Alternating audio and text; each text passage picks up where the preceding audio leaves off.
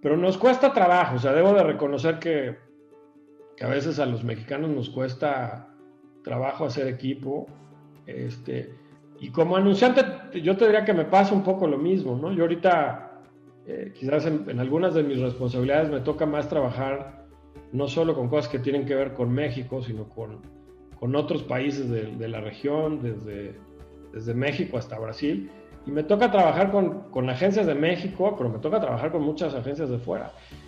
Y luego cuando hago cosas con agencias de fuera, hay gente de México que se molesta, que incluso dicen que cómo es posible que nosotros, que yo trabajando en una empresa mexicana, estemos fortaleciendo trabajar con gente de fuera. Y yo lo que decía es, no podemos seguir pensando tan chiquito, ¿no?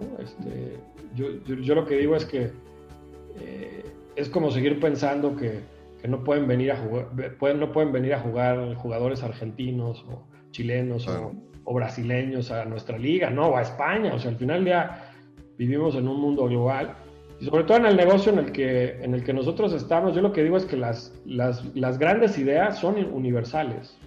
¿Cómo podemos manejar el cambio y la evolución en nuestra carrera profesional? Si hay una industria que conozco bien y donde me consta que la moneda de cambio es precisamente una transformación constante, es la industria de la publicidad y comunicación. Una industria en la que tal vez hoy estamos sirviendo a una marca de bebidas y mañana quizás a una automotriz para después trabajar con una de electrodomésticos y de tecnología y más adelante hasta con una de alimentos. Y este es justo el caso de mi invitado el día de hoy. Yo soy Efraín Mendicuti y he creado este espacio para conversar con algunos de los más destacados líderes de pensamiento, negocios, educación y cultura y compartir con todos nosotros su pensamiento, estrategias y recomendaciones para hacer en nuestras vidas de lo cotidiano algo extraordinario. Esto es Entre Mentores DLC.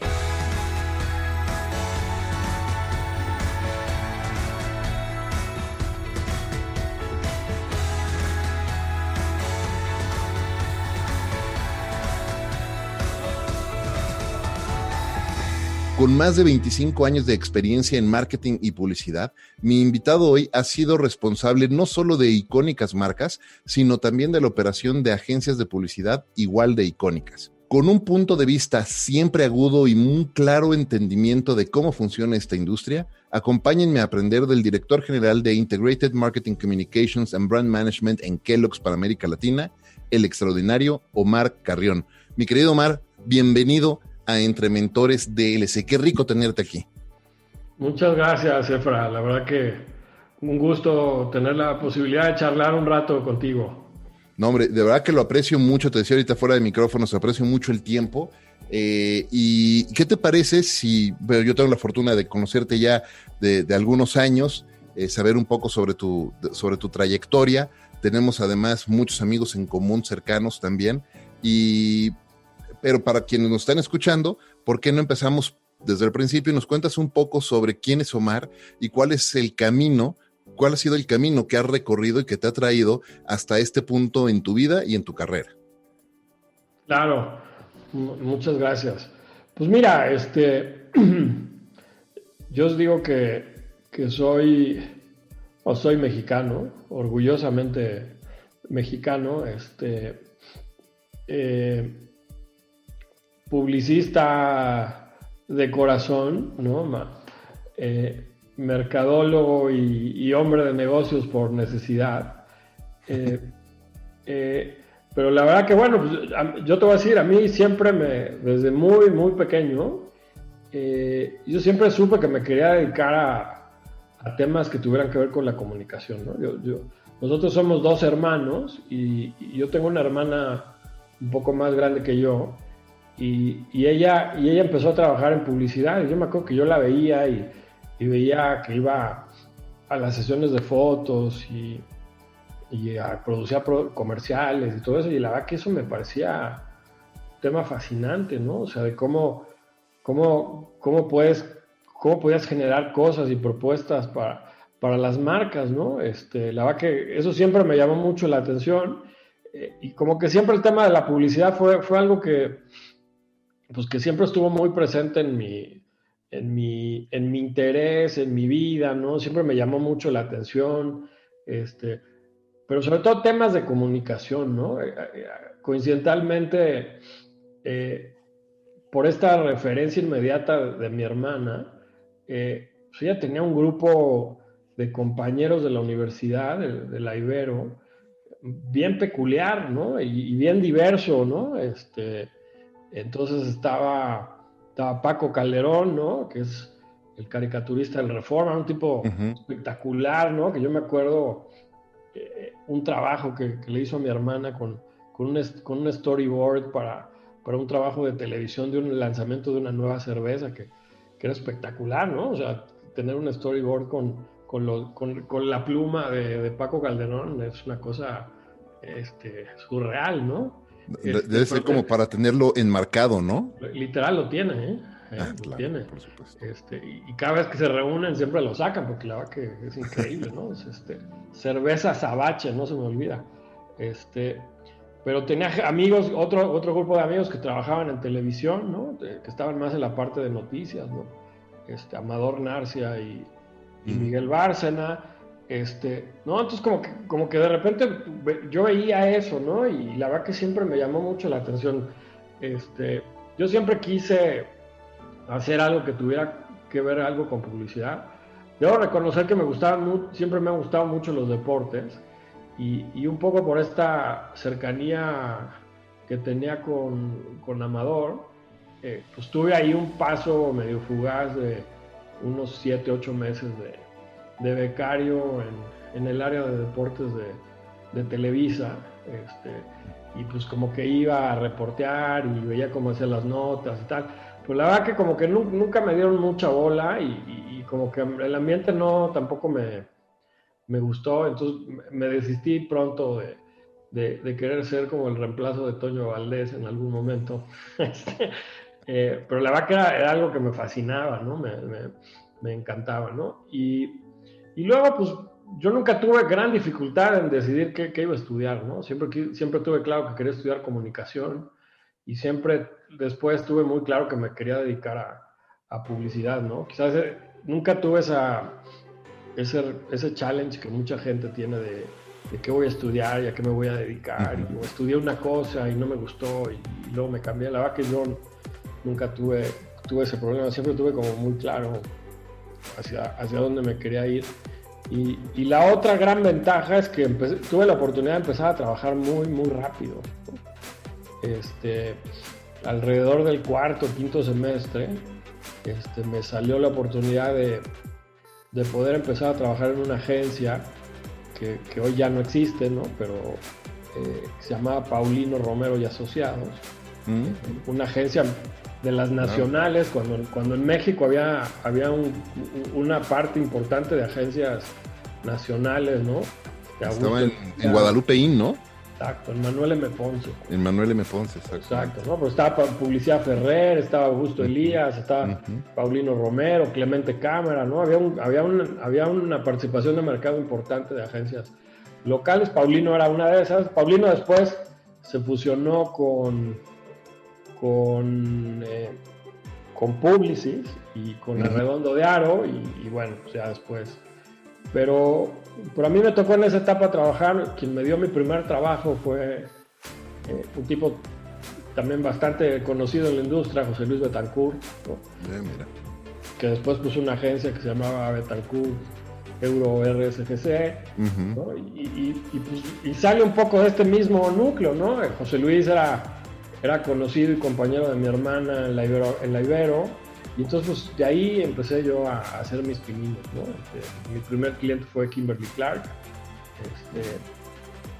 y ahí empecé en cuentas, ¿no? De trainee y hacía tráfico y me mandaban al pie de la imprenta a revisar folletos y armar reels para los históricos de las marcas, ¿no? Por la verdad que fue increíble porque pues, era una época totalmente distinta a la que se vive hoy, ¿no? Apenas empezaba a ver medio computadoras, ¿no?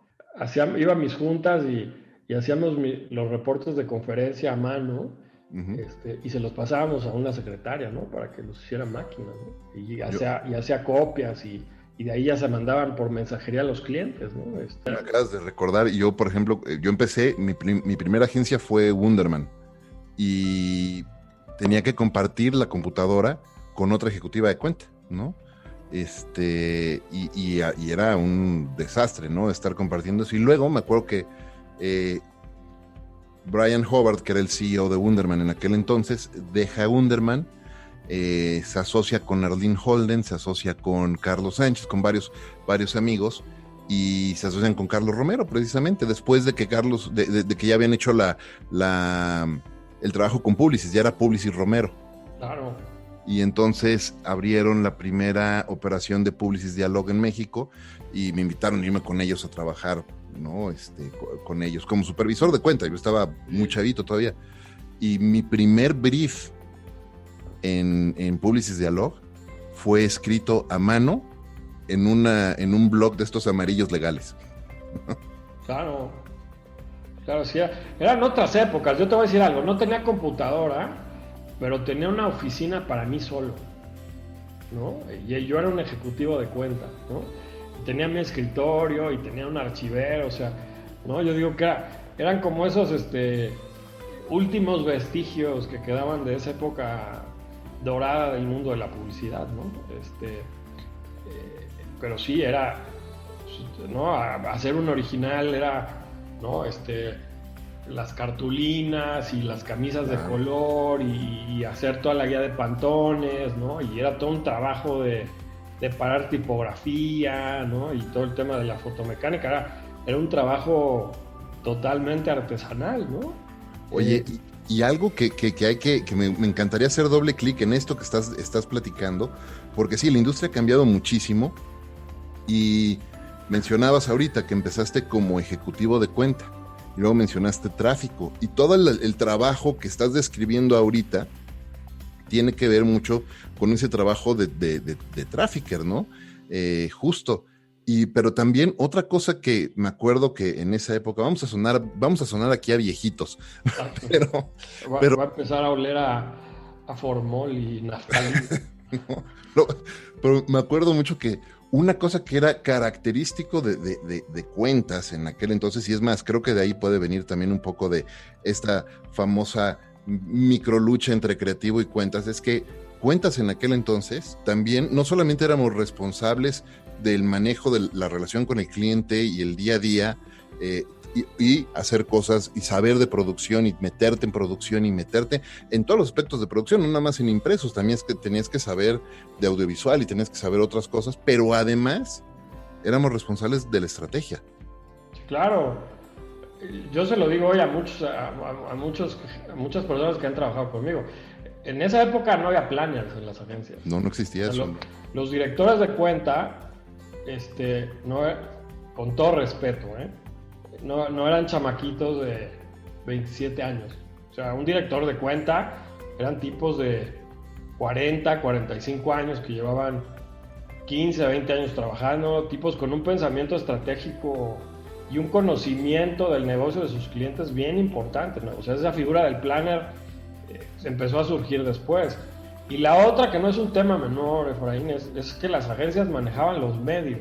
Entonces, yo literalmente, y a ver, tiene mucho sentido con lo que quizás hoy me toca hacer en mi rol, ¿no? Pero era un approach donde las agencias eran responsables de un negocio completo de los clientes, ¿no? Entonces veías la estrategia, veías la comunicación, ¿no? Veías toda la estrategia, veías los medios, ¿no? O sea, literalmente tenías lo que hoy le llaman el end-to-end completito, ¿no? Era un proceso evidentemente mucho más largo, mucho más complicado, pero veíamos todo el proceso end-to-end. O sea, yo creo que esto que mencionabas del tema del trafficker, una buena persona de cuentas empezaba en tráfico porque tenías que entender absolutamente cuáles eran todos los pasos, ¿no? O sea, cómo relacionarte con los creativos, cómo hacer las solicitudes, cómo trabajar en medios, entender los tiempos, los costos, ¿no? Porque las agencias al final del día son negocio, ¿no? Bueno, en esa época todavía era el famoso tema de la comisión de el 1765. ¿El 1665? ¿No? estoy hablando 92, 93 de por ahí, ¿no? Ujú. Entonces, yo creo que también los que empezamos quizás a trabajar un poco en esa época, pues fuimos como de los últimos que nos tocó como vivir todo ese paquete completo, ¿no? Yo todavía las dos siguientes agencias en las que estuve, yo de Paulino luego me fui a BBDO a manejar Pepsi, y todavía ahí BBDO manejaba los medios Ujú. de PepsiCo, bebidas. Y luego yo me fui a trabajar en una agencia local que se llamaba Givert, publicidad, y Givert todavía manejaba medios, ¿no? Esas tres agencias todavía me tocaron, digamos, todo el ecosistema completo donde uno como cabeza de cuentas o como líder de cuentas, pues era responsable de un paquete de negocio, de marca, mucho más importante de lo que quizás hoy a muchos otros colegas les toca, ¿no? O sea, sí creo que era más ese trabajo de brand keeper, ¿no? Claro. Veías como todas esas aristas. Y la verdad que también era interesante porque yo lo veo ahora, ¿no? Y creo que también la tecnología ha tenido muchísimas ventajas, pero yo veía también los directores de arte de aquella época, pues eran unos artistas, cabrón, ¿no? O sea, eran tipos que ¿no? Yo tenía, me acuerdo, un director de arte en Paulino que venía de una familia de ilustradores y de pintores, Américo Escalante, ¿no? Que bocetaban y bocetaban con Crayola y con Gis ¿no? Y te hacían unos bocetos que decías, wow, ¿no? Tipos que sabían de impresión, que sabían de separación de color, ¿no? De cromalines, ya ni te digo, ¿no? Es Ah, bueno. totalmente fuera de realidad, pero que hoy, a ver, yo entiendo que hoy la tecnología ya no obliga a que tenga uno que saber de eso, pero había un conocimiento de causa y un entendimiento de la técnica mucho más profundo, ¿no? Ujú. No porque con esto quiero decir que sea mejor o peor, pero lo que sí creo es que de repente pasamos de una parte como mucho más artesanal, si lo quieres ver, a de repente a una dinámica mucho de operador, ¿no? De gente que opera máquinas o opera programas sin necesariamente entender pues, como toda esta dinámica, yo te diría casi casi artística, plástica. El craft. Exacto, ¿no? Sí, estoy 100% de acuerdo contigo. Es una de las discusiones o conversaciones que con frecuencia tengo con amigos en la industria de todas las generaciones, porque sí, de repente se ha ido perdiendo ese craftsmanship de la publicidad y, y también lo digo con profundo respeto, pero nos hemos llenado de muchos especialistas en una plataforma en particular o en una herramienta tecnológica en particular. Y saber hacer ads en una plataforma en particular, digital, no necesariamente te hace un publicista o un profesional de marketing y comunicación, te hace un especialista en una herramienta. Y Claro. fíjate que a mí me toca mucho en las clases, en distintos programas, como en el ISDI o en otras universidades o en talleres que doy, etcétera, que me piden mucho es que dame la herramienta, ¿cómo uso la herramienta? Y yo lo primero que hago en las clases es decirles, no vamos a hablar, yo trabajo para Twitter, tengo muchos años trabajando para Twitter, lo primero que les digo es, no les voy a hablar de Twitter Ads, no nos vamos a meter a Twitter Ads, no nos vamos a meter a Facebook Ads, no nos vamos a meter a Google AdWords, no vamos a ver ninguna plataforma, vamos a hablar de marketing y comunicación en plataformas digitales. Y vamos a pensar en estrategia, vamos a hacer otro tipo de pensamiento, porque sí se ha ido perdiendo ese arte y ese pensamiento integral, porque digamos, ese pensamiento de efecto dominó, ¿no? Que antes teníamos, donde sabías que lo que podías hacer en un lugar, en cierto medio, podía afectar, o más bien sigue afectando o impactando todo lo demás, pero se ha perdido ese pensamiento. Sí, y yo te diría, a ver, yo no critico, otra vez para que no sonemos como abuelitos hablando aquí, ¿no? Pero, o sea, no critico las nuevas formas de trabajo y las nuevas metodologías. Sí, creo que de repente se ha perdido un poquitito de disciplina y de rigor, ¿no? Yo discuto, y otra vez volviendo al ejemplo que estábamos citando, ¿no? Estos artistas, ¿no? Y pasa todavía en algunos mercados, o sea, la gente que boceta primero las ideas, o sea, que dibuja, que traza, ¿no? Y que una vez que tiene una idea clara, entonces pasa al siguiente paso y empieza a hacer piezas más a color, ¿no? Y más storyboards, ¿no? Y acá de repente, ¿no? Cuando yo estaba en la agencia, me acuerdo que los clientes ya querían casi el storyboard terminado, ¿no? Y cuando te toca trabajar de repente con colegas que vienen de otros mercados, ¿no? Incluso de Argentina o de Brasil, te dicen, oye, pues espérame, ¿no? Primero que me compren la idea y que me compren, ¿no? Como el concepto, y ya después me pongo a hacer como este crafting mucho más detallado. Y creo que tiene también que ver un poco por el abuso a veces que hacemos de la tecnología, ¿no? Donde ya tomamos referencias de aquí, la foto de acá, y entonces de todo ya hacemos una maqueta, ¿no? Y entonces también debo de reconocer que hemos vuelto un poco a los clientes flojos, ¿no? Y te lo digo porque yo convivo todos los días con ese tipo de perfil, o sea, gente que no puede visualizar una idea, ¿no? Que le cuesta trabajo tangibilizar un concepto. Claro. Y ya, si te digo evaluar creatividad, ¿no? Es algo que de repente la velocidad y la vorágine con la que hoy trabajamos, pues de repente tampoco ayudan a que ese crafting se pueda cuidar un poquitito más, ¿no? Totalmente.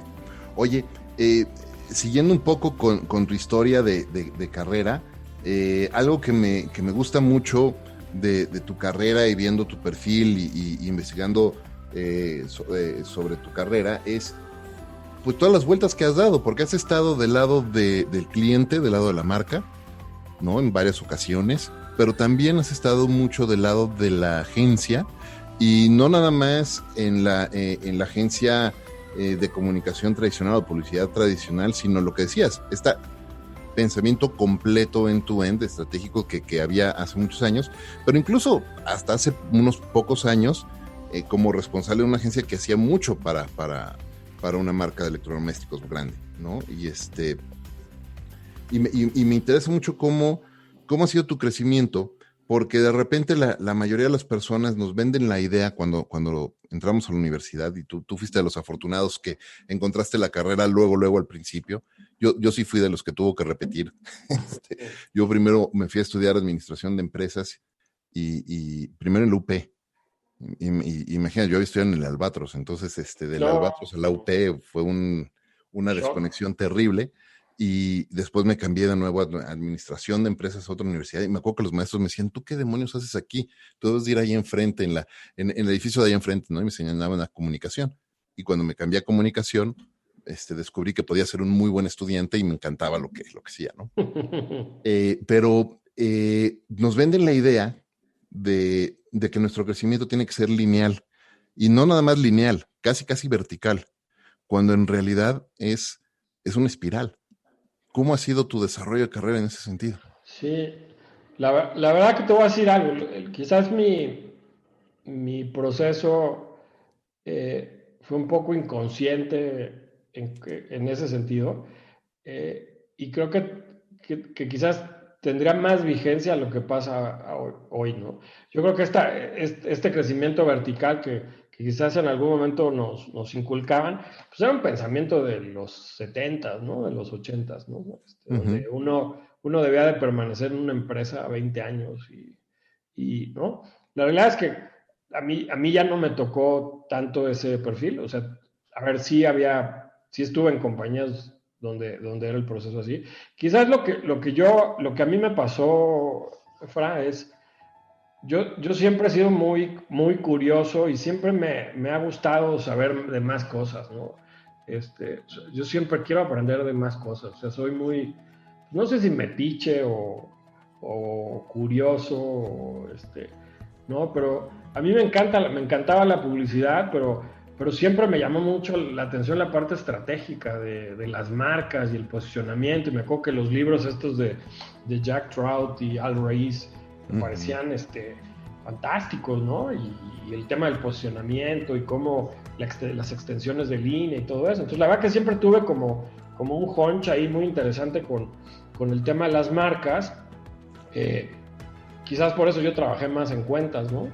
Y no en creativo, me gustaba más esa parte más formal del proceso. Pero siempre con una búsqueda, ¿no? Me casé con una creativa, ¿no? Entonces, pues yo siempre decía, pues yo me duermo discutiendo ideas y visualizando cosas, ¿no? Y peleando a veces, ¿no? Juzgando ejecuciones y todo eso, pero cuando me surge la oportunidad de repente de brincarme el charco, ¿no? Que aparte, pues lo había ya buscado un par de ocasiones, pues me sale con una de las compañías con las que yo más admiración había tenido en mi vida, que era trabajar con Coca, ¿no? Pero que venía de un poco de tiempo atrás, porque después de esto que te comentaba de BBDO, que yo manejé Pepsi, luego me fui a Givert y me tocó manejar Cadbury, ¿no?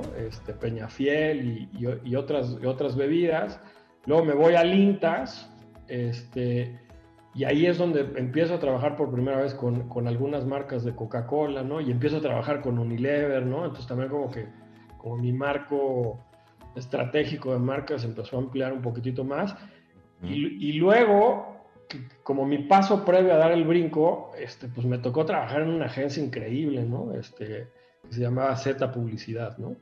Que era legendaria, underground, y aparte que me tocó vivirla en un momento coyuntural increíble, porque pues fue la época de Amores Perros, ¿no? Nosotros decíamos que el peor cliente de la agencia era Amores Perros, ¿no? Y era trabajar con Alejandro, ¿no? Era bien complicado. Pero cuando me voy a Z, volvemos a participar en un proceso para trabajar con Coca y ganamos una marca que era Fresca. Y entonces pues me vuelvo a reencontrar con... Yo digo que sí, a mí las bebidas y los refrescos siempre me han perseguido toda la vida, ¿no? Y entonces pues manejé Pepsi, manejé Cadbury, luego manejé Coca, ¿no? Y Coca era, yo digo, en esa época era como trabajar en Nike, ¿no? O trabajar en Apple ahora, ¿no? O pues ya ahora no, ahora es en Google o en Twitter o ¿no? En estas compañías, pero Coca era así como claro, icónico. Como jugar en el Real Madrid, ¿no? Y entonces de repente se abrió la oportunidad, yo tenía una muy buena relación con el que era mi cliente y yo le dije, oye, pues dame chance de participar, ¿no? Yo quiero participar, yo en esa época ya era director de grupo de servicio a clientes, pero pues le dije, oye, dame chance, ¿no? Y él me decía, no, pero pues, tú ya ganas mucho dinero y esto no seguro no va a cumplir con tus expectativas. Y yo le dije, bueno, pues deja que yo decida eso, ¿no? Y pues hice todo el proceso de entrevistas y nos pidieron un caso y ejemplos y finalmente me quedé. Debo de reconocer que me fui ganando casi 20% menos de lo que ganaba en Z, pero no me canso de reconocer que el haberme ido a trabajar a Coca-Cola creo que ha sido la mejor decisión profesional que he tomado en mi carrera, ¿no? De entrada porque me abrió una perspectiva de negocio y de disciplina que difícilmente hubiera tenido en otro lado. Llegué en un momento también muy especial de la compañía que estaba apostando por un cambio. He conocido gente increíble, ¿no? La otra es que también te voy a decir, en esa época, previo a Coca-Cola y luego lo de Coca-Cola, también tuve la oportunidad de sensibilizarme, de trabajar muy de cerca de gente con un perfil creativo bien interesante, ¿no? Yo hoy a toro pasado te puedo decir que he sido tremendamente afortunado quizás de trabajar con un grupo de creativos latinoamericanos, quizás de los más talentosos que ha habido en los últimos 15 años, ¿no? Me tocó trabajar con Ana Olabuenaga en esa época de BBDO, cuando ella, poquitito antes de que se fuera a Terán, mi esposa se fue a trabajar con ella cuando formó el primer equipo en Terán. Me tocó trabajar con Santiago Pando en Givert, antes de que se volviera famoso con con Fox, Ujú. con Alejandro González y con Raúl Olvera en Z, ¿no? Y en Coca me tocó trabajar, yo te digo, con estos monstruos de la creatividad, sobre todo en Argentina, ¿no? O sea, Ujú. con la gente de Santo, ¿no? O sea, con Maxi, con Sebas, con Leandro Raposo, con Vázquez y Tareto. La verdad que en un periodo relativamente corto de tiempo me tocó trabajar con gente increíble y que aparte lo más interesante de eso es que hoy te puedo decir que muchos de ellos son muy buenos amigos míos, ¿no? Entonces soy afortunado no solo de haber trabajado con ellos, sino que aparte me hice muy buen amigo de ellos. Y eso la verdad que me ha dado una sensibilidad que, que la verdad que yo agradezco todos los días. Y al día de hoy, a casi, yo te diría, 10 12 años de distancia de que salí de Coca-Cola, mucha de la gente con la que sigo trabajando, pues Ujú. tiene que ver con esa época, ¿no? Ese network que me tocó construir ahí en Coca, pues me sigue también acompañando todavía hasta este día. Luego yo me regresé a agencia, ¿no? Tú sabes, después de casi 6 años en Coca-Cola, de trabajar pues con muchísimas marcas y en proyectos regionales increíbles, ¿no? Yo te diría, como alguien me decía ahí, oye, campañas, incluso algunas que hasta uno puede considerar medio monumentales, ¿no? Sobre Ujú. todo para los estándares de hoy, ¿no? Eh, pero me tocó, por ejemplo, trabajar en una campaña que seguro recordarás que se llamaba Toma lo Bueno, ¿no? Mm. Este, que fue en su momento 2005, fue la mejor campaña de Coca-Cola roja a nivel mundial, o sea, fue Best in Show en Coca-Cola, ¿no? que, que yo digo, para ese estándar es tremendo, ganó en Cannes, ganó en New York Festival, en el Ojo de San Sebastián, o sea, yo me acuerdo que con los chicos que trabajaban en esa época en Coca, cuando me fui, que la verdad que emocionalmente me Te costó. afectó, yo les decía, me afecta por la gente, pero me voy profesionalmente súper satisfecho porque hicimos, yo te diría, Efra, todo lo que podíamos haber hecho, trabajamos con la gente que pudimos haber trabajado, fuimos al mundial, no fuimos al mundial, hasta comerciales con Belinda hacía, ¿no? Entonces, la verdad que me fui con el tanque vacío de Coca, ¿no? Y me regresé a agencia.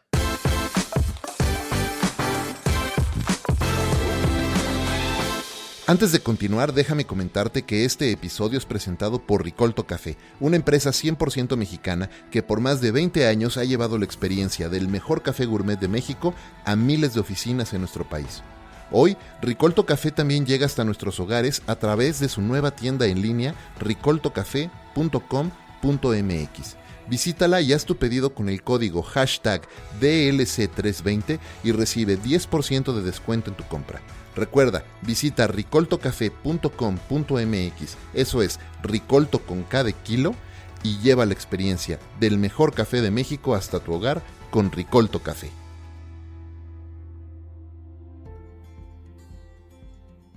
Que también fue un proceso de reinvención otra vez, ¿no? Mi papá, me acuerdo, en aquel momento me decía, no entiendo cómo te puedes salir de una compañía así para regresarte otra vez a agencia, ¿no? Un poco como contrarrestando este tema cultural que decías, ¿no? Y me regresé a DDB como vicepresidente de servicio al cliente. Debo de reconocer que también una de las razones por las que yo salí de Coca tenía que ver también con un tema económico, ¿no? A veces uno Claro. piensa siempre digo que las agencias piensan que los clientes ganan muchísimo dinero. ¿Y no? Y No es cierto. no, no tanto como ellos creen. Y luego cuando uno está de anunciante, uno piensa que los creativos de las agencias ganan mucho dinero. Que a veces sí. El pasto de enfrente. Exacto. Pero sí, había un tema de un momento familiar que yo tenía. Mi hija acababa de nacer, tenía algunas prioridades más personales y la verdad que me vino muy bien regresar a agencia, sobre todo más por un tema económico. Pero DDB, que debo de reconocer que es quizás la marca publicitaria que más admiro, ¿no? Sobre todo por todo el legado de Bernbach y Uh-huh. me parece una marca increíble, ¿no? Que en México es una agencia que la verdad, lamentablemente, pues, está un poco descuidada, ¿no? Y es una agencia que sube, baja, sube, baja, sube, baja. Es un roller coaster, ¿no? Pero que profesionalmente me dio la oportunidad de aprender cosas que ninguna otra agencia pude haber aprendido, ¿no? Me tocó trabajar con Raúl Cardós mucho tiempo en la última etapa de SDDB Creativo, luego Raúl se fue, luego me tocó toda la transformación de la agencia y la reingeniería de ser la agencia más creativa a una agencia pues, que se tuvo que reestructurar al 100, ¿no? Reingeniería, reestructura, temas legales, ¿no? Politiquería corporativa, toda esta relación del reporting con Nueva York, ¿no? Sobre todo los que hemos trabajado en Network, es complicada. Entender también mejor a mi industria, ¿no? A México, ¿no? Donde también entendí que luego en México, como industria, no somos muy unidos, ¿no? Vemos el árbol caído y en vez de ayudarlo, nos vamos sobre el que está indefenso, ¿no? ¿A qué atribuyes eso? Porque sí, estoy de acuerdo, creo que en la industria ha habido muchas oportunidades y ahora sí que pues, los que tenemos ya nuestros añitos en esta industria, pues, no nos la cuentan, lo hemos vivido y lo hemos visto directo. Y ha habido muchas oportunidades de hacer frente común como industria ante algunos cambios o decisiones que no necesariamente son las más justas para las agencias. Y mira, yo tengo ya muchos años, 6 años fuera de agencia, ¿no? Desde que me integré acá a Twitter, pero decisiones que no necesariamente son muy, muy justas, ¿no? Por ejemplo, la forma de hacer los pitches, por ejemplo, y algunas otras cosas. Y de repente ves mentes y voces tan importantes como la de Rule, por ejemplo, diciendo, oye, no vamos a este tipo de pitch porque queremos que se valore el trabajo y el pensamiento y la idea, etcétera. Y escuchas otras voces igual de valiosas, también con un punto de vista similar, pero luego ves no a ellos, sino a otras agencias yendo, ¿no? Y de alguna manera hasta malbaratando un poco el trabajo. Sí, a ver, yo te diría, yo creo que lo definiste muy bien. A ver, yo creo que nosotros tenemos un discurso, la industria tiene un discurso muy, muy alineado, y el discurso suena muy bien y se ve muy bien. Y es lo que nosotros, ¿no? Desde el lado del anunciante decimos, tenemos la estrategia increíble, pero cuando la ejecutas, pues no funciona. Uh-huh. Eso pasa mucho con la industria, ¿no? O sea, pues la gente dice eso, ¿no? Y se queja de los pitches y yo, mira, yo te voy a decir que he estado de los dos lados. Yo digo, mira, cuando estás en agencia, lo más fácil es echarle la culpa al cliente. Y cuando estás de este lado es lo mismo, ¿no? Yo digo, sí, claro. No, todo es culpa de la agencia. La verdad que no es así, o sea, a ver, yo te lo digo por conocimiento de causa. Yo estuve en muchos procesos de pitches donde todos hablábamos y decíamos, no vamos a entrar, el cliente está abusando, 6 agencias, 7 agencias es un abuso. Y todos decíamos que sí, y a la mera hora había 2, 3 que por abajo de la mesa hacían otra cosa, ¿no? Entonces, eso nos debilita como industria, ¿no? O sea, claro. Hay mucha gente que le encanta el discurso y tuitear y decir que... Yo digo que esas cosas no necesitas decirlas, o sea, hay que hacerlas, ¿no? Y luego nos traiciona un poco esa parte, ¿no? Yo después un poco, te voy a ser bien honesto, un poco tratando de atender un poco de eso y de devolverle un poquitito a esta industria. Yo en 2012 fui presidente de la MAP, ¿no? Uh-huh. Que en ese momento pues era la asociación más importante, ¿no? Y tratar un poquitito de como industria, pues tratar de jalar un poco hacia el mismo lado. Yo te voy a decir, 2012, y no es hace mucho tiempo, Efra, la MAP no se hablaba con el Círculo Creativo, ¿no? Entonces, sí, me acuerdo.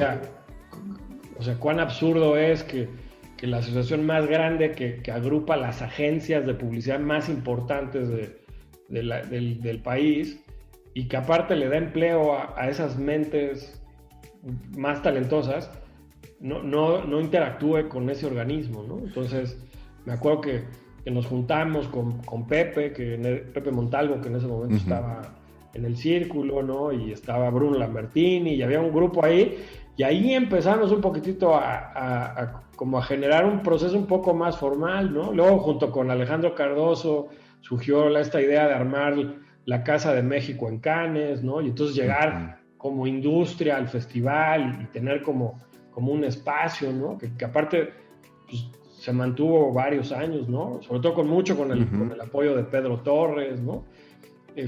Pero nos cuesta trabajo, o sea, debo de reconocer que a veces a los mexicanos nos cuesta trabajo hacer equipo, y como anunciante yo te diría que me pasa un poco lo mismo, ¿no? Yo ahorita quizás en algunas de mis responsabilidades me toca más trabajar no solo con cosas que tienen que ver con México, sino con otros países de la región, desde México hasta Brasil, y me toca trabajar con agencias de México, pero me toca trabajar con muchas agencias de fuera.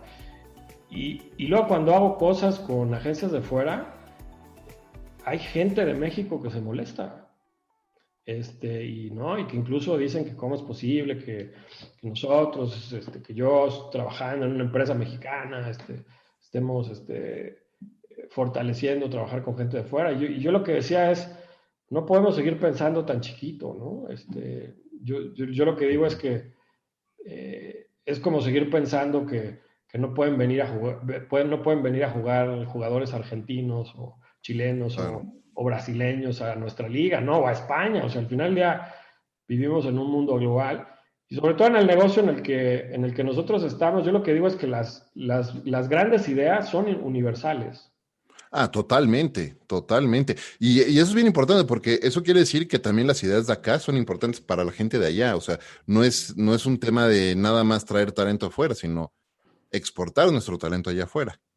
Y si la gente se opone a trabajar con personas de fuera, se están limitando a sí mismos. Sí, y creo que también tiene que ver con un poco también con una sensación de reconocimiento también de lo que nosotros somos capaces de hacer como industria y como talentos, ¿no? Yo siempre hago muchas analogías. Lo del fútbol me parece que a veces muy claro, ¿no? Pero yo lo que digo es, siempre tenemos este tema de, oye, pues hay talentos creativos en Argentina, en Brasil, ¿por qué en México no? Eso quiere decir que los brasileños, los argentinos, los chilenos, ahora los colombianos, ¿no? Son más inteligentes que nosotros. No, la verdad que no son más inteligentes. Lo que sí creo es que muchos de ellos se la creen mucho más que nosotros. Están mucho más convencidos de lo que hacen, ¿no? Y eso también tiene que ver, si lo ves incluso en términos de negocio, ¿cuántas agencias de creativos argentinos, chilenos, brasileños hay afuera, ¿no? En Estados Unidos y en Europa. Te puedo decir más de las que tengo con la mano, claro, con dedos en la mano. Mexicanas hay muy pocas, ¿no? Yo por eso, por ejemplo, admiro tremendamente a tipos como Luis Miguel Messiano, ¿no? Tipo que se fue a Estados Unidos y empezó a hacer allá, y hoy tiene una de las agencias hispanas más grandes que hay en Estados Unidos, más reconocidas en Estados Unidos, ¿no? Y un par de talentos que están allá, ¿no? Aldo Quevedo, ¿no? Hay gente que literalmente se fueron a buscar fortuna y que le han apostado a eso, pero no hay muchos talentos que estemos dispuestos a hacer eso. Y si lo piensas un poco en fútbol, Efra, es un poco lo mismo. O sea, no hay muchos forajidos que estén dispuestos a sacrificar su zona de confort e irse a buscar allá. Y creo que ese es el paso que nos falta, ¿no? De hecho, quería hacer doble clic en eso, porque tú hiciste algo similar en el momento en el que decides dejar tu rol como grouper, como director de grupo, y tomar un trabajo que te iba a pagar 20% menos, pero que te abrió la puerta a todo un mundo nuevo de ideas, de networking, de aprendizaje, que después te permitió seguir por otro lado. Y a lo mejor no fue me voy al extranjero, pero fue voy a cambiar mi giro, y luego lo volviste a hacer porque cuando te regresaste al mundo de agencias decías, pues fue un momento también de reinvención. Entonces, con todos esos altos y bajos y momentos y cambios. Si hoy apareciera Doc Brown con el DeLorean, aquí lo tengo, ¿no? Con el DeLorean, y te diera las llaves del DeLorean, ¿a qué momento en tu vida, o en la historia, no necesariamente tiene que ser en tu vida, pero a qué momento en la historia, pasado o futuro, viajarías para ver qué o para decir qué?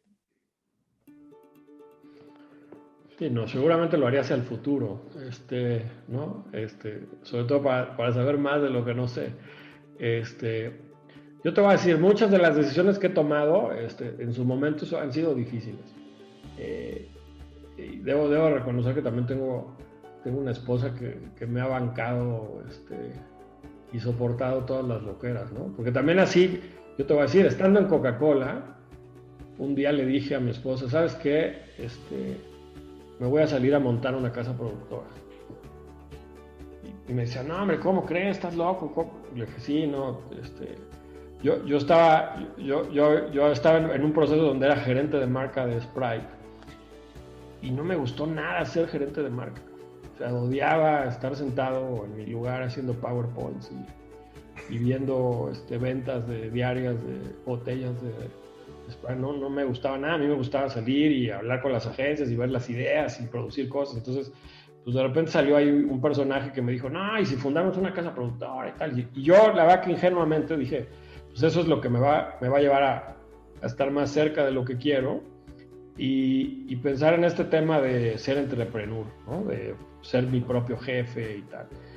Y duré 6 meses en ese tema, ¿no? O sea, los 6 meses, aparte de que había embarcado a mi papá ahí para que fuera mi socio capitalista, ¿no? Yo llegué a un momento donde le dije a mi papá, le dije, mira, yo creo que esto no es lo correcto ni para ti ni para mí, así es que antes de que nos rasuren lo que invertimos, pues mejor aquí la dejamos, ¿no? Y fui con mi humildad y con mi reputación un poquitito golpeada y toqué la puerta de los que eran mis ex jefes en Coca y les dije, oigan, ¿qué creen? Pues que todo eso que les dije y todo lo que quería hacer no salió como yo quería, así es que pues si necesitan a alguien, aquí ando por si, ¿no? Y coincidentalmente había una oportunidad y regresé a Coca, o sea, prácticamente estuve 15 días sin trabajo. Pero a lo que voy es que de repente hay que tomar riesgos, Efra. O sea, yo creo que... Total. Yo siempre he creído que a veces hay que dar un pequeño paso para atrás para a veces dar 2 o 3 pasos hacia adelante. Ojalá y todo siempre pudiera ser ascendente, pero a veces no se puede y a mí honestamente me ha funcionado, yo te diría al final, de manera positiva. No todos los movimientos que he hecho han sido buenos, o sea, yo te diría, haberme salido de Coca me costó mucho trabajo. DDB a toro pasado ha sido una experiencia de muchísimo aprendizaje corporativo, pero el proceso fue violento, o sea, ¿no? Durísimo. Me tocó lidiar con egos de personalidades a los que no estaba acostumbrados. Y me agotó mentalmente enormemente, ¿no? Y cuando ya estaba agotado y decidí salir, ¿no? Que fue un poco concertado con el que era mi jefe en DDB, Juan Carlos Ortiz, me fui a trabajar a Cheil, ¿no? Con Samsung. Son muy complicados. Una cultura totalmente distinta. Sí, pero yo te voy a decir, el cambio cuando yo tomé la decisión, yo dije, Samsung es la marca más hot que hay ahorita, yo nunca he trabajado con una marca de ese tamaño de tecnología, acababan de sobrepasar a Apple por primera vez en la venta de teléfonos móviles. Era el lugar donde había que estar. Aparte, en esa época los coreanos tenían una cantidad de plata para invertir monstruosa, entonces era el lugar para estar, ¿no? Uh-huh. Y la verdad que yo decía, y nunca he trabajado con una cultura asiática, entonces era una muy buena oportunidad para reinventarse, ¿no? Muy complicada, culturalmente muy complicada, ¿no? Ahí sufrí mucho con mi amigo Carlos Cantú. Él sufrió menos que yo, pero yo lo sufrí muchísimo, ¿no? Duré relativamente poco en Cheil, ¿no? Años, 7 meses. Pero también porque llegó un momento en donde dije, pues yo no tengo necesidad de estar aquí, ¿no? O sea, no le encuentro el valor a lo que estoy haciendo. y esta gente no le ve valor a lo que yo tengo que proponer, ¿no? Y me parece que no había coincidencia de temas, y ahí fue cuando yo dije, bueno, pues yo ya, ¿no? Y afortunadamente tenía una muy buena relación con un par de clientes. Traíamos un proyecto para montar lo que hoy es el primer espectáculo del Cirque du Soleil en la Riviera Maya, que se llamaba Joya. Y yo me quedé con ese proyecto cuando me salí de Che, y tenía una relación entrañable con el cliente de Vidanta, que la verdad que, ¿no? Hicimos una relación muy, muy cercana. Y en ese proceso, un par de amigos de mi época de Coca-Cola, de repente en pleno mundial del 2014, pues me hablan y me dicen, oye, fíjate que están buscando una persona de IMC en Kellogg. Ah, caray, pues oye, está muy bien, ¿te interesa? Pues sí me puede llegar a interesar, depende de qué. No, pues es regional. Y mira que Felipe Burgás, que es de ex Coca-Cola, está ahí, ¿lo conoces? Le digo, pues sí, claro que lo conozco, pues era mi jefe, ¿no? Pues cómo no lo voy a conocer. Oye, pues habla con él y dame tu currículum, ¿no? Y la verdad que me acuerdo que estaba jugando México-Croacia, y en el medio tiempo me marca Felipe y me dice, oye, ya te mandé la oferta, ¿la puedes revisar? Y le dije, ahorita que acabe el partido, la reviso. No, es que me urge. Le dije, Felipe, está jugando México. Cuando acabe el partido, reviso la propuesta. Y no, la verdad que muy pintoresca esa situación, ¿no?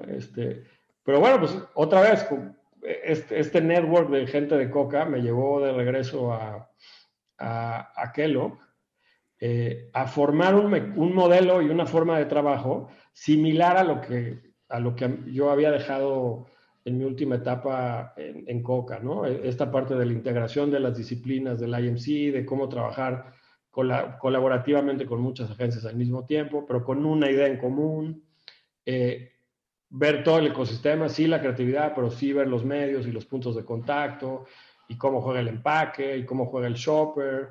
Entonces, eso me vine a hacer a Kellogg, que aparte era un reto increíble, porque Kellogg no tenía en ningún lugar del mundo IMC. O sea, Latinoamérica iba a ser el primer mercado. Entonces, a mí me tocó hacer el modelo, la visión, los roles y responsibilities, armar el equipo. Cuando yo llegué éramos 2 personas, ¿no? Ray Palacios y yo.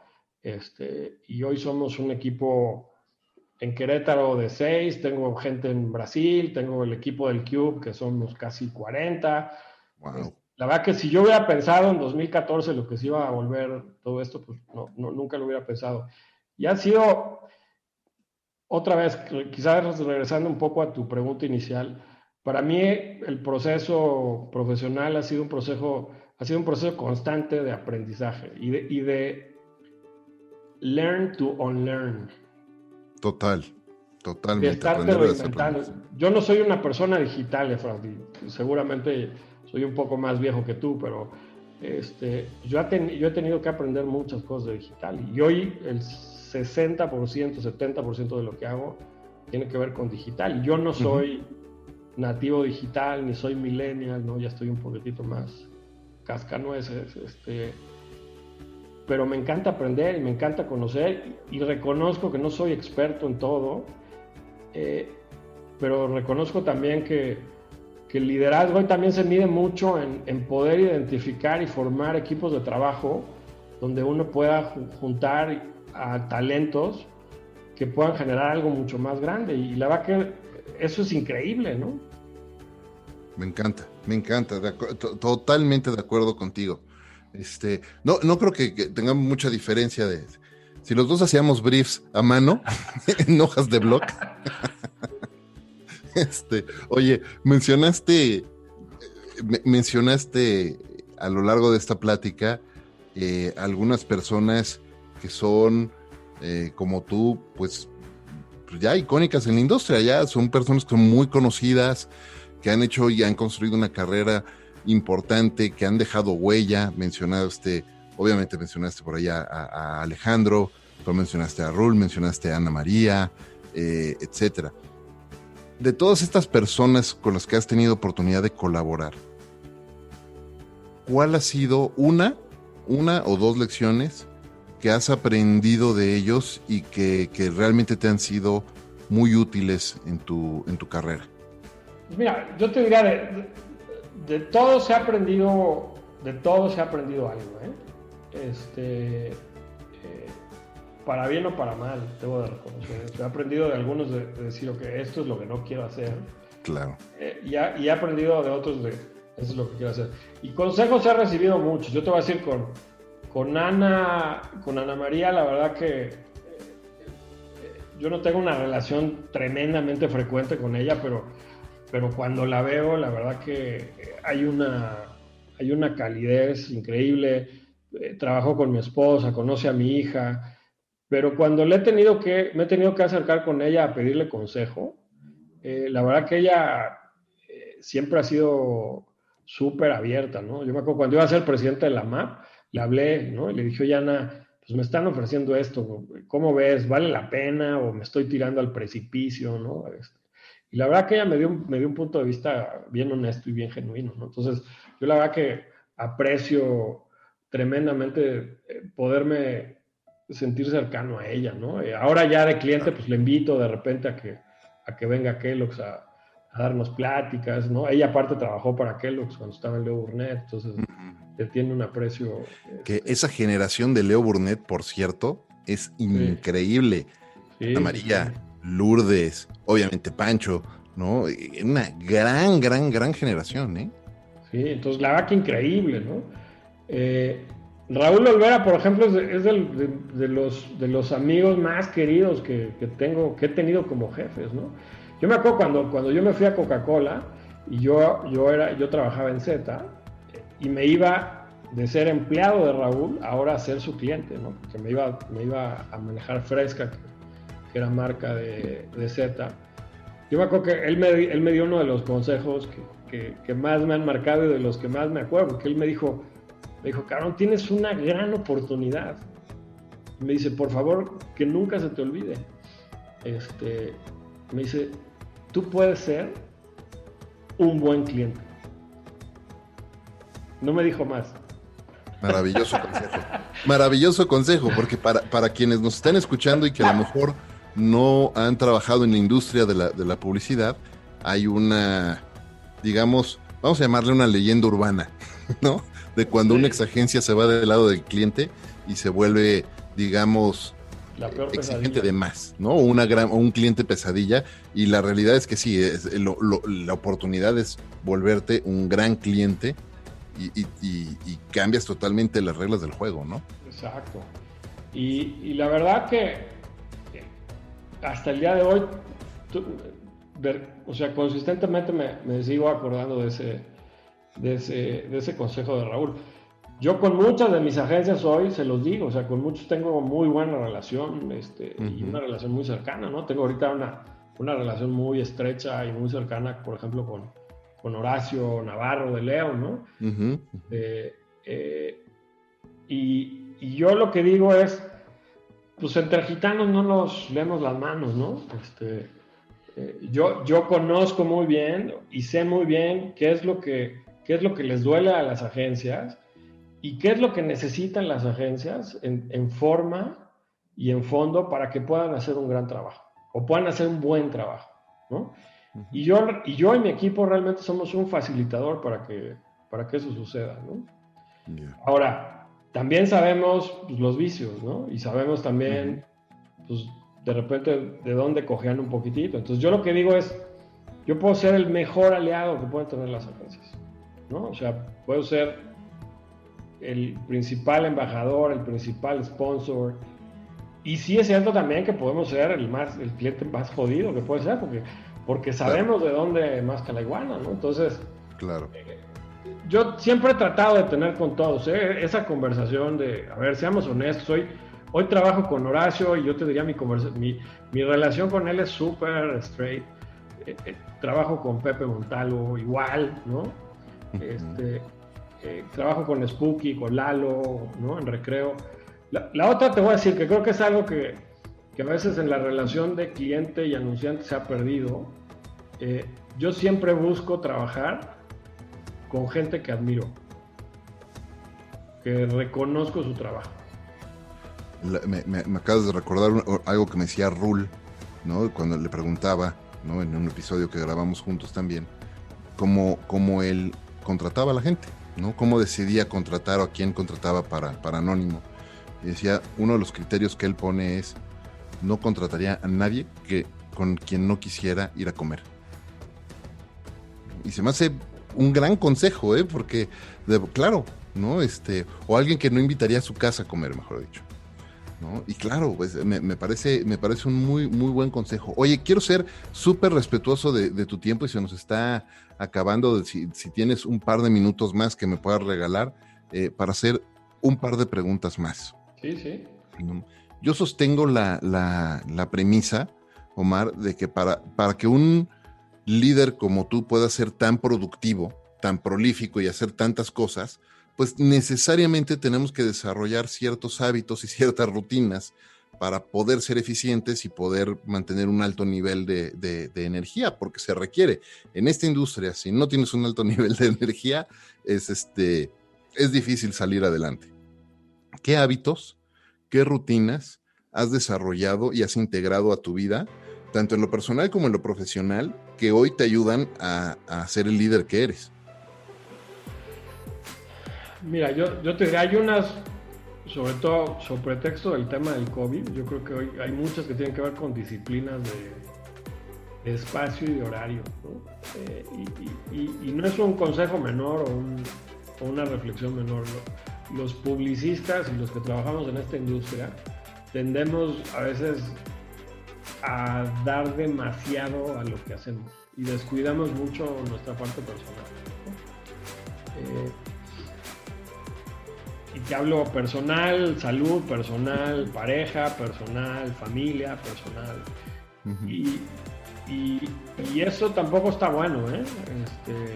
Yo lo que digo es, este negocio es fascinante, es increíble, te da muchísimas satisfacciones, demanda un nivel de sacrificio altísimo, pero it's just a job. Y la otra, yo luego digo, a veces un poco irónicamente, que no hay trabajo más superficial que el que hacemos los publicistas, ¿no? No estamos ni inventando la vacuna del COVID, ni la penicilina, ni... Es bien superficial lo que hacemos. Entonces, me parece que hay que darle su justo valor. Es importante y todo, pero me parece que a veces sabemos algunos de nosotros que nos hemos pasado de tueste y sacrificamos mucha parte personal por la parte profesional. Y eso me parece que en tiempos como los que estamos viviendo hoy, donde el encierro también nos ha ayudado un poquitito a poner en justa dimensión las cosas que son importantes, me parece que es un buen tema para reflexionar. El segundo consejo que yo le daría a mucha gente, y yo te diría publicistas y anunciantes, es que hay que tratar de ser genuino, y no tratar de aparentar lo que uno no es, ni hablar por hablar, ¿no?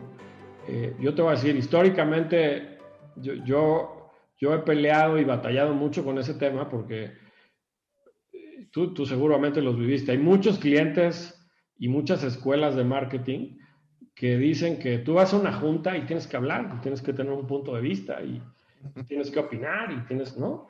Y yo digo que no hay que hablar por hablar, y no siempre hay que opinar, y no siempre se tiene un punto de vista interesante, ¿no? Pero en estas dinámicas que luego tenemos, nos obligan a fuerzas a hablar, ¿no? Y entonces vas y presentas una campaña y opinan 17 personas, desde el asistente del asistente. Y eso tampoco está bien. O sea, Claro, los procesos creativos no son democráticos tampoco. Y yo creo que también hay que ser mesurado y congruente en esa parte, ¿no? Yo creo que no hay que aparentar lo que uno no es, no hay que hacerle creer a la gente de que uno sabe más de cosas que no sabe, y tampoco hay que opinar de cosas que uno no tiene un valor agregado que dar. Entonces yo he aprendido mucho a valorar los silencios de la gente, y he aprendido mucho a valorar a la gente que me dice que no. Sobre todo trabajando con agencias, a veces valoro mucho más a aquel creativo o aquel chico de cuentas que me dice, ¿sabes qué? Eso que me estás pidiendo no se puede, cabrón. Es más, o yo no te lo puedo hacer. Igual iba a haber alguien que sí te lo hace, pero yo la verdad que prefiero no hacerlo porque te voy a quedar mal, voy a comprometer mi reputación. Y eso a la gente se le olvida. Ujú. Nosotros como individuos y como publicistas somos responsables de marcas. Y también tenemos una marca personal y tenemos que cuidar nuestra reputación todos los días. Y nadie puede cuidar nuestra reputación mejor que cada uno de nosotros. Entonces, yo lo que digo es que nuestra palabra está de por medio, nuestra honestidad y nuestra transparencia está de por medio. Entonces, pues no digamos ni más ni menos de lo que tenemos que decir. Me encanta tu consejo. Vamos a imprimirlo y ponerlo en un póster, repartirlo en distintas oficinas. Oye, no, de verdad que me gusta mucho, estoy de acuerdo contigo. Justo hace varios episodios platicando con Jorge Ruiz, decíamos, ¿no? Una de las... De los silencios. Exactamente, identificas, ¿no? Quién es el líder o quién es el peso pesado dentro de una reunión, muchas veces viendo quién es la persona que está más callada, ¿no? Le decíamos los búhos, los búhos, ¿no? Y ahora debo de confesar que en una de las clases que doy en el ISDI lo uso como ejemplo, ¿no? Y en una clase que doy de negotiation skills, ¿no? De negociación y de conversaciones conflictivas, ¿no? Uno de los puntos es encuentra o aprende a identificar a los búhos en la sala, porque esas son las personas que a veces, y creo que eso lo vas aprendiendo con la experiencia y con los años, no es algo que se aprenda fácilmente, ¿no? En un principio en tu carrera te apantalla muy fácil alguien que hable mucho, y entonces tratas de ser también una persona que habla mucho, pero conforme vas creciendo y vas aprendiendo, ¿no? Y lo van pasando los años, pues te das cuenta que no, que la persona que más poder tiene con frecuencia es la que más serena está. Exacto, porque te voy a decir algo, y es un tema de sentidos, ¿eh? Es un tema de quizás hablar menos y escuchar más, ¿no? Hay que escuchar Claro. más, escuchar, pensar primero y hablar después. Y eso creo que luego no nos lo enseñan o no somos muy conscientes. Y yo lo que digo es,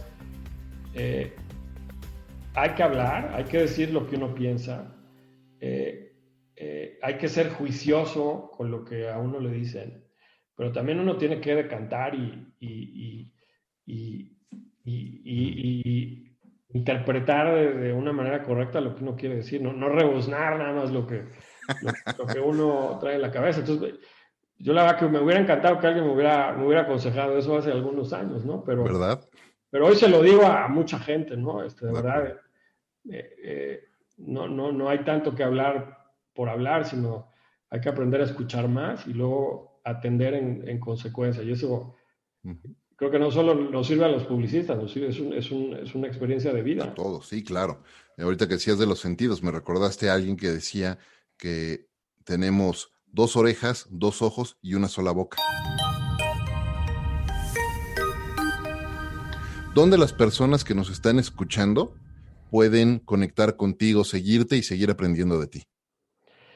Mira, yo tengo mi cuenta en Twitter, arroba Omar-Carrión.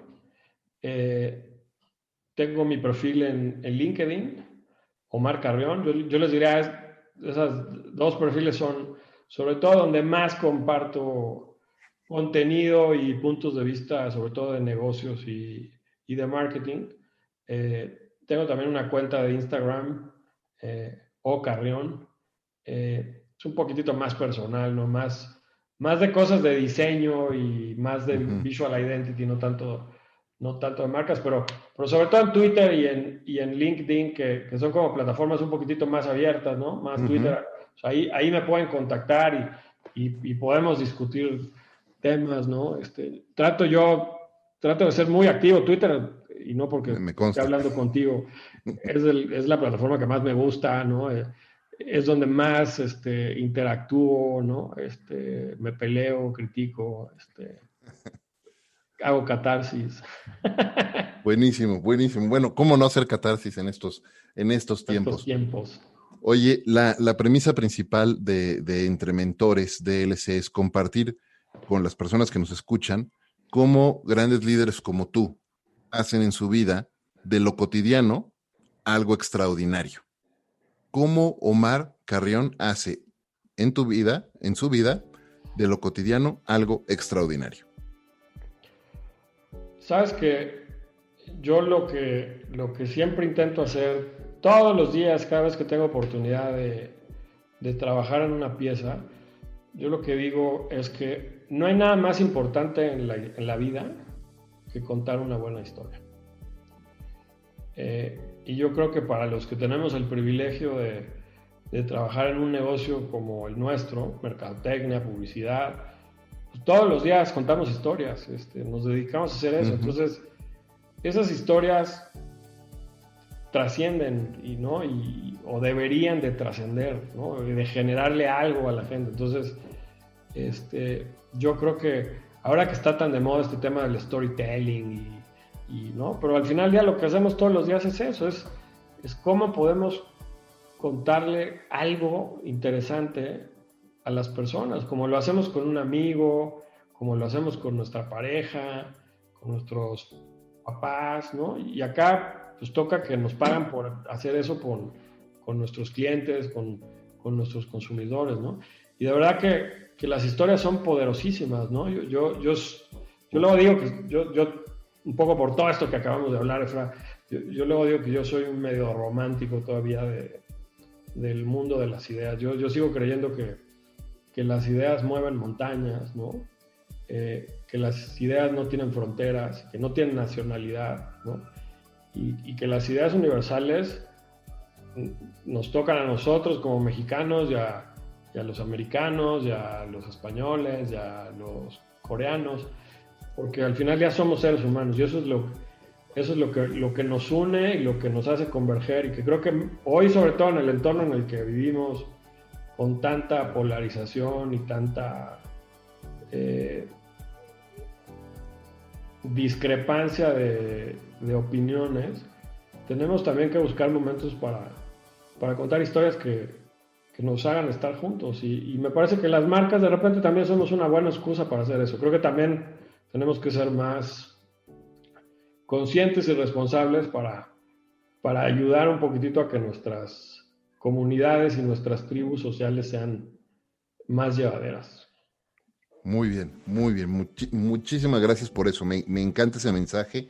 Muchísimas gracias, Omar, por habernos regalado una hora de tu tiempo para platicar aquí en Entre Mentores DLC. Antes de despedirnos, quiero hacerte un breve reconocimiento y agradecerte por el estupendo trabajo que haces. Tengo el gusto de conocerte ya de algunos años y ver, y además me ha tocado ser testigo, ver mucho del trabajo que has hecho en Kellogg en los últimos años. Gracias por ese trabajo, felicidades por eso, y bueno, ojalá podamos seguir viendo mucho de tu trabajo allá afuera. Muchas gracias de nuevo por estar aquí en Entre Mentores DLC. Muchas gracias, Efraín. Un gustazo poder haber departido en un viernes 13 contigo. Muy bien, muchísimas gracias de verdad. Y muchísimas gracias también a todos ustedes por escuchar este episodio de Entre Mentores DLC. Gracias como siempre al mejor café de México, Ricolto Café, por acompañarme en esta aventura de vida todos los días. Y recuerden, este es un programa semanal, así es que si no lo han hecho ya, suscríbanse al mismo y compartan este y todos los episodios de Entre Mentores DLC, porque estoy seguro de que entre sus amigos, familiares y colegas hay por lo menos una persona que se puede beneficiar muchísimo de las lecciones y aprendizajes y consejos que grandes líderes como Omar el día de hoy nos están compartiendo. Muchas gracias, yo soy Efraín Mendicuti y los espero en el siguiente episodio. Hasta la próxima.